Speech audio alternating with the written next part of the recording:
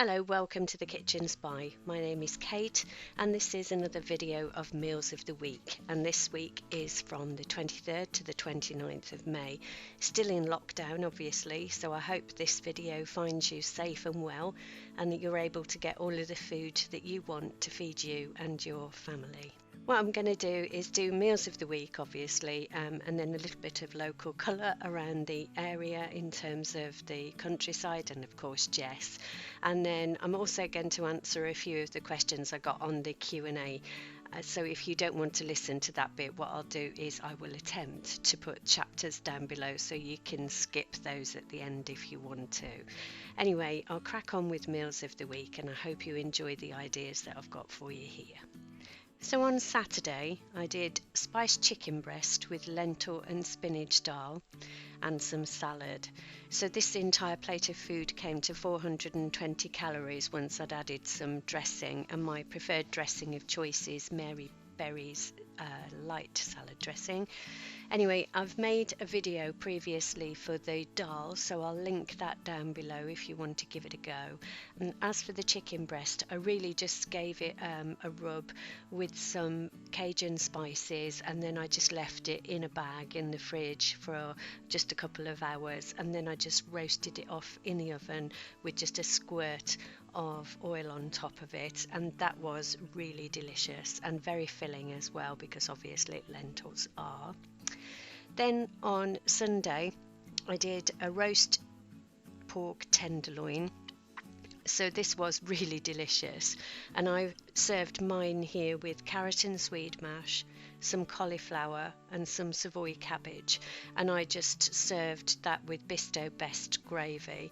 And as you can see, the outside of the pork has got something on it, and all I did there was I just crusted it with black pepper, and it just adds a lovely flavour to it and also protects the pork, the outside of the pork, a little bit during the cooking process. So that was just roasted in the oven, and actually pork should be served, I think anyway, certainly not dry and just the tiniest bit pink, but you do have to be careful. And that plate of food was 348 calories. I always use a meat thermometer just to be sure.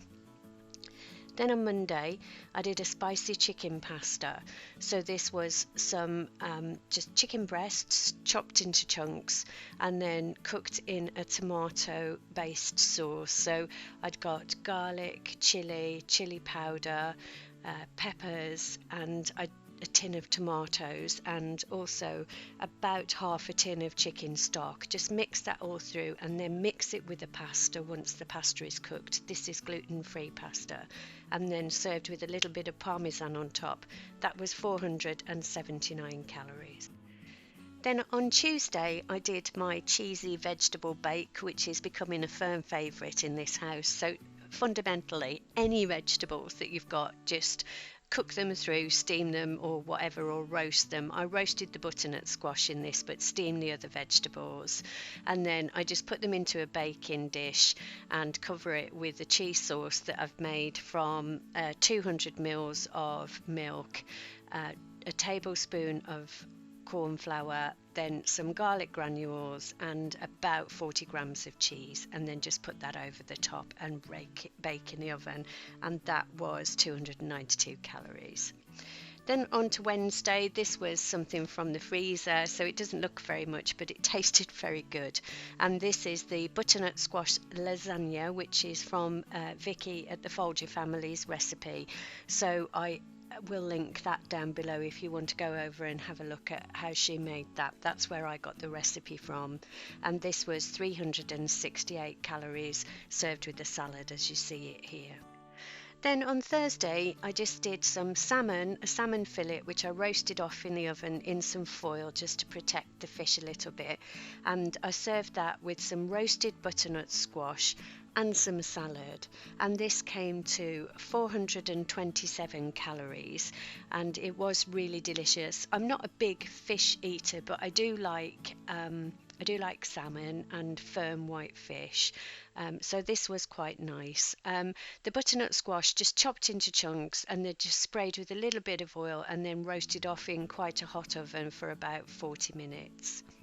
Then on Friday it was such a lovely day, and we've just bought a barbecue now because we hadn't got a barbecue at home. Ours is at the caravan. So I did just some simple things for the barbecue. I did some spiced chicken and also some homemade pork burgers, which you can see here. So the pork burgers was really just 5% fat pork mince mixed in with some onion, which was chopped really finely, and some sage and salt and pepper, and just made into burger patties. And then the chicken was marinated in olive oil, just a little bit of olive oil, some lime juice, some chili, some garlic, and then a few spices, and also a little bit of mustard. And they went into the fridge in a bag for a few hours, and I served it with dry roasted potatoes, as you can see here, and also a nice big salad.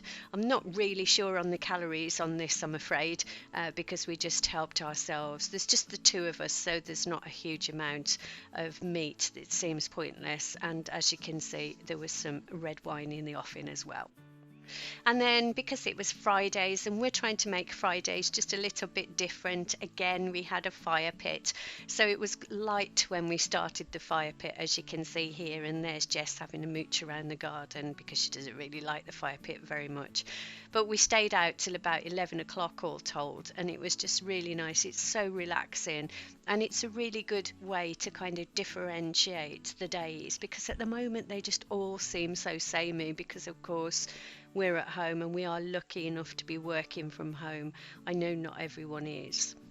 So yeah, we've found a new place to put a bench. It seems bizarre after all these years. So we've put a bench down in this part of the garden, and from it we can see the sheep trekking backwards and forwards. I don't know where they were going, but they were going somewhere very purposefully. There were a couple who were going in the opposite direction for some reason. They're clearly rebels and off on their own little path. So we've got lambs around at the moment, so it's actually quite nice. And here's a shot of our pheasant, one of our resident pheasants, because I know you guys like to see them, and also there's a squirrel waiting to one side, waiting for the pheasant to finish eating the corn so that they can muscle in. And of course we've got Jess watching everything from the sidelines, so that'll kind of play out as I just answer a couple of the questions that I'd been asked on the Q&A thing. I appreciate you might not want to hear the answers to these questions, so if you're leaving now, thank you so very much for watching. I really appreciate it. So one of the questions actually I got asked quite a lot was, how long have you lived in Wales? So we moved to Wales in 2001, and the first year we lived here, we lived in a rented property whilst we looked around for our house that we live in now. So altogether we've lived in Wales for 19 years, and we've lived in this house for 18 years. And I just would not go back. I love where I come from, which is the Midlands of England. The people there are so lovely. I miss my family, but I absolutely love living where we do. We feel very blessed, and I think perhaps because we weren't born to all this beautiful countryside, we perhaps appreciate it so very much. So yeah, 19 years we've lived in Wales. Then another question was, how big is our property? Well, the house isn't actually that big. It's a cottage, but we have about 2.5 acres. We don't do much with it, and we're trying now to get a bit more done. We're doing the greenhouse and we're doing the garden during the lockdown period. When we first moved to Wales, we had a kind of fantasy of some kind of good life where we would knit our own yogurt and grow our own vegetables, but we then realised actually we had to work for a living and we didn't have time to do all of those things, so we just took it very slowly. That's Jess's toy pheasant, by the way, not a dead pheasant on the path. Yeah. So one of the other questions I got asked quite a lot was what I did for a living. So I work for a recycling company, and I'm the fleet, plant and project manager. So I look after me and my team, not just me on my own. We look after a fleet of around 200 heavy goods vehicles and trailers, and all of the mobile plant that is operational within the recycling business in the UK, so all the forklift trucks, clamp trucks, telehandlers, bobcats, that kind of thing, and also all of the fixed plants like the balers and the processing equipment that you have in recycling companies. So yeah, that's what I do for a living. And then the special projects, I guess, is because I've been with the business quite a long time, so I get extra additional projects to do, and I really enjoy my work, generally speaking, and it does feel very worthwhile what we do. So yeah, I will answer a few more questions on other videos as we go through, but I did think about doing one whole video, and then I thought that might be quite tedious. I'm not sure even I want to hear about myself that much, so I decided just to add it on to other videos. So I'll do a few more questions.